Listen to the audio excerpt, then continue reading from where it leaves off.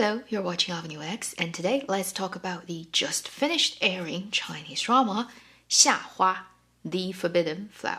This is a 24 episodes web drama that has recently finished airing on Tencent. It is produced by Tencent and the company 稻草熊, directed by Chen Zhoufei and Zhao Xiaolei, written also by Zhao Xiaolei, based on an existing novel written by the author 太后归来, and the title of the original book is 他站在夏花绚烂里, He who stands among the blossoming summer flower. The drama is led by Yan Chengxu, Xu Ruohan, Huang Yi, Ma Sichao, Yu Xiang, and it was shot from January to April last year in the southernmost island province Hainan in China. I've watched all episodes. I will give this drama a 1 gold mine rating. Some parts of this drama definitely qualifies for higher ratings, but overall, after you've watched the whole thing, considering its performances or departments averaged out, I still put it on a 1 gold mine. And in this video, let me introduce the story to you and then tell you what I think about the strength and weakness of this drama. This is a romantic contemporary drama with a pair of leads who are in many ways very old-fashioned. In the romantic storytelling land, particularly in Asian drama land, you have a very young girl. In the book, she's just passing the adulthood age limit, whereas in the drama, she's 2 years older, in her early, like just barely stepping on 20s, where the male lead character, played by Yan Chengxu, is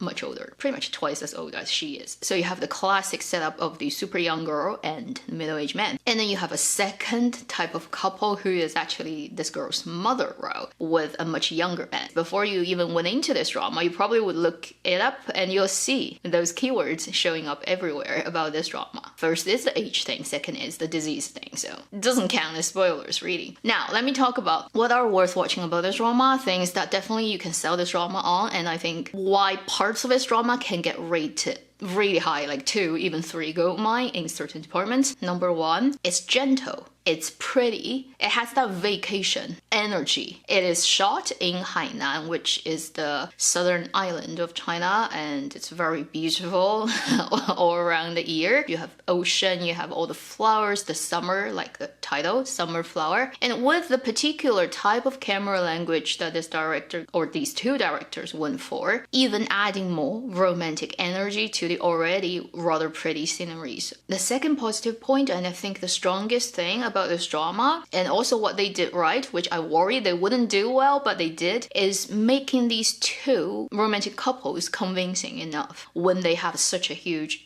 age difference. Our main lead couple, Yan Chengxu and Xu Ruohan, he is in his 40s, the actor himself, but also his role is. And then Xu Ruohan, early 20s, and she plays a barely 20-year-old girl. With that kind of makeup, you're very worried about if they don't do it right, it's gonna feel very wrong. In any kind of ways and many ways as you can imagine, don't need to point that out one by one. And very fortunately, I think they picked the right actors. It's kind of tailored, particularly to Yan Chengxu. I did watch the special feature and interviews on actors. He did mention to do this role. He worked out pretty intensely and also was on an unbelievably difficult diet, basically water-boiled vegetables the whole time during the shooting of this drama. Age-wise, he's in his mid-40s, but he will look so not a typical Asian man of his mid-40s. Physically, you can tell he's no longer 20s, but then his body shape stays almost the same and even better. And then the things behind his eyes, it's gone in the right direction where you hope that people age as they get older, they become wiser, they become more refined, detailed and layered, but they haven't become very cynical. And that's how I would put Yan Chengxu's things behind his eyes. He's no longer that 20-year-old young man who is very blank when you look into his eyes. Now you can tell, like, just by looking at him one shot, there's so much going on behind those eyes, but it's not the version you don't want. It's still maintaining that clarity, but becoming much more matured and layered. At least that's how it reads to me, and I enjoy that immensely. And I honestly cannot imagine any other guy with the same kind of age would be able to take on this role and just make sense. And making the romantic relationship between him and the very beautiful, young, youthful energy female lead, making that match work and making sense. On paper, if it's not convincing, when you see these two actors playing it, it's like, okay, I see it. I mean, who can actually actually reject Jerry's attractiveness. Does not matter if you're 18 or 28 or 38, a straight female. Drew over him. And then for the other couple, the mother and the younger guy, another very socially not acceptable type of romantic relationship even in today's society, particularly Asia. Plus that they are actually superior and subordinate in a working environment. And it just makes it much more complicated. But actually it got sold too. Huang Yi. Although, we all know she's not that young anymore. She looks glowingly beautiful. The second male lead, who in many ways look very much like Luo Jing. I think he should play Luo Jing's brothers in a drama and they will just pull it off naturally. They look like 80% similar. And this young actor is actually very, very good. He also pulled this off very well. And you totally believe that why a woman who is actually living a very complicated, troubled, personal private life and in no ways is in the ideal state to having a carefree relationship would fall or get attracted to this young guy who shows up in her life as one of the many people who works in her company. Yu Xiang, this young actor, really sells it. You can buy into it and feel, okay, yeah, if it's him, it makes sense. And that's the strongest thing of this drama. And probably if you watch through this drama, this is the thing that will pull you through. In that department, this drama did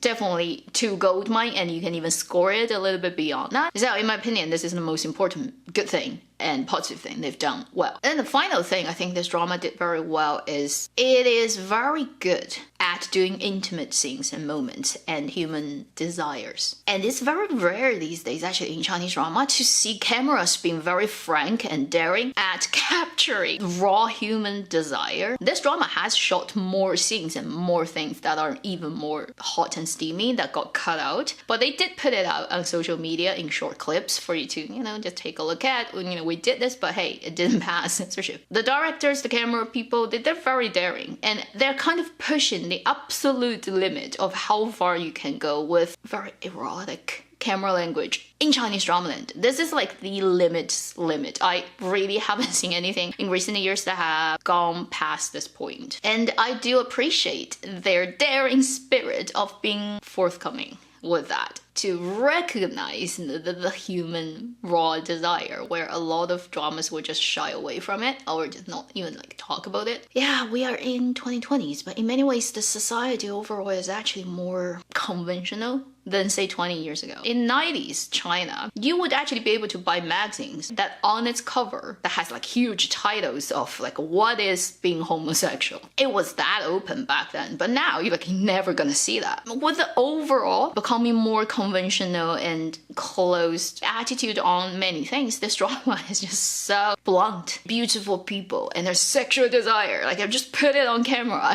Let's see how far we can go before we get cut. So these are the positive points and very special things of this drama, and some of it does deserve a very high rating. But then let's talk about why this drama overall still doesn't score very high. Number one, it is a very old-fashioned story, and I feel it's too outdated for 2020s. I have seen this type of story too many times many years ago, particularly when Korean drama was first entering China and getting super popular. So many of them have similar elements of leukemia, whatever, the forbidden, socially forbidden type of love, whether it's because you two are actually sisters and brothers or, it's just very, very old-fashioned. I feel stories have cycles too. Things have their time of being popular and then going down the valley and climbing up again. Right now, I still feel this type of story is not the right time. Everything that's possible to dig out of this type of setup has already been played many times by different language, different countries, production, different cultures, and different styles of even telling stories, that it's overexploited and it needs to have its hibernating periods before it comes back. Every time I watch it, I feel like I'm going back in time and watching 20 years old drama that just happens to be right now in 4K. The second thing I feel is, in terms of the storytelling itself, it feels like the scriptwriter puts 99% of the energy into writing the intimate moments, the romantic entanglement between the woman and the man. And whenever it's the highly intense emotional scenes that are well written, and all the push and pull and all the attraction or the play, the subtlety or the passion, those parts are very good. But everything else in this drama, whether it's linking the plot together, whether it's writing the other type of plot that needs to be there to make the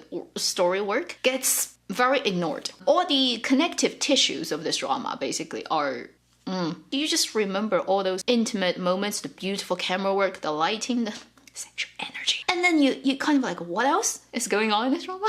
And it's just a vague picture is completely covered by mist and you can't even recall. And many of those beautiful moments, right, are shot in very envy music video style where it gives you the maximum visual and emotional impact, but they do not consider actually logic. And for this type of story, honestly, if it was a film, it would be perfect. Like an indie movie, like an art house movie, a movie that's just about that beautiful, highlighted, heightened, emotional, whatever, erotic moments. Because it's a movie, it's 1 hour and a half, you don't even have to think too much about all the connective tissues. Now you have a 24 episodes drama. It's too much other things that doesn't actually contribute to the story. Then, a smaller thing, not that important, I can't stand this row. It's on paper written very boringly as the quotation mark male second who cannot get female lead because he's definitely just the friend-zoned person. 竹马打不过天将, right? The person who grows up with you, who knows you best, cannot compete to the suddenly turn around the corner and you met the destined love person. But he's written as such a typical character of this nature that there's nothing new at all. You've seen this role in all other romantic dramas pretty much, and this is just another one. And then the actor Master Chow, sorry, his performance just doesn't sell it either. I cringe at his moments in this drama, and often I just speed through every scene with him and the female lead. It's not funny when they try to be funny. You know that she doesn't like him and it's never gonna work, but he constantly tries and it just makes the story drags on. Everybody's like, come on, cut to the next scene. We just want to see the female lead and the male lead. Can you just disappear? And the final thing that I want to notify everybody if you haven't ventured into this drama is it used many different OSTs from different things. Definitely they got the copyright, but because they use so many musics from other things, it may cause very weird experiences for you. For example, the ending song that also got played many times through the drama is the exact same song from the Korean drama While You Were Sleeping, Lucid Dream.